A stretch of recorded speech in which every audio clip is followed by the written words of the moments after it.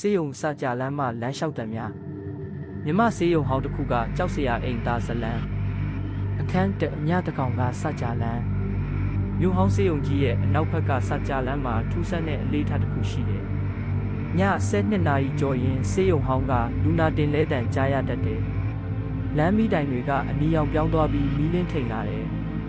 မနက်မိုးလင်းတိုင်းလမ်းမှာဆေးရုံ3ပလာစတစ်တွေတော့ဖက်နှက်ရတွေတွေ့ရတယ်ဒီလမ်းကိုဆေးရုံတစ်တာလမ်းလို့လူတွေကခေါ်ပေါ်ကြတယ်အခန်းနှစ်ပျောက်ဆုံးသောတူနာပြု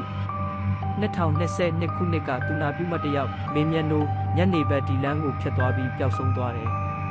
သူမရဲ့တူနာပြုဝစ်စုံစကြလန်းအလယ်မှာကြက်ကြံနေတာတွေ့ရတယ်ဝစ်စုံအိတ်ထဲမှာငါ့ကိုကဲတယ်သူတို့ကငါ့ကိုလိုချင်နေတယ်ဆိုတဲ့စာသားနဲ့တွင်းနဲ့ရေးထားတယ်9 ရက်အကြာမှာဆေးရုံဟောင်းရဲ့မိခိုးကောင်းတိုင်တွေကသူမရဲ့သပင်းစီးတုပ်ထွက်လာတယ်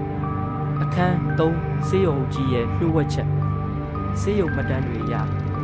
1988ခုနှစ်ကဒီဆေးရုံမှာတူနာပြုတယောက်ကိုဝင်ဖြတ်ချပြီးစကြလမ်းမှာသူ့ကိုယ်သူတက်တည်ခဲ့တယ်။သူမသေးဆုံးချိန်မှာစပင်တွေကိုလမ်းမီးတိုင်မှာချိတ်ပြီးလေပင်မှာဆေးရုံတော့ခလောက်ခုနှစ်ခုချိတ်ထားခဲ့တယ်။သူမရဲ့ဝိညာဉ်ကအသက်25နှစ်အရွယ်တူနာပြုတိုင်းရဲ့စပင်ကိုလိုချင်နေတယ်။အဆုံးသက်စကြလမ်းရဲ့အတန်းယခုအခါ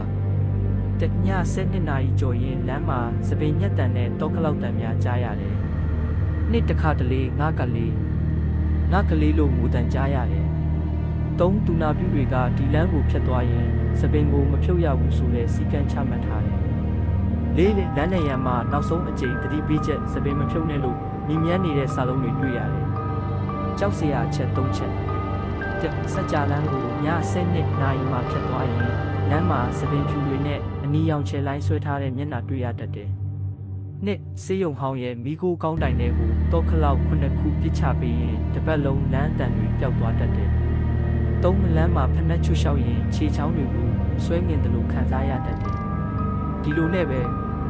တောခလောက်လေးတွေပစ်ချရင်းနဲ့ပဲဆေးရုံကြီးကို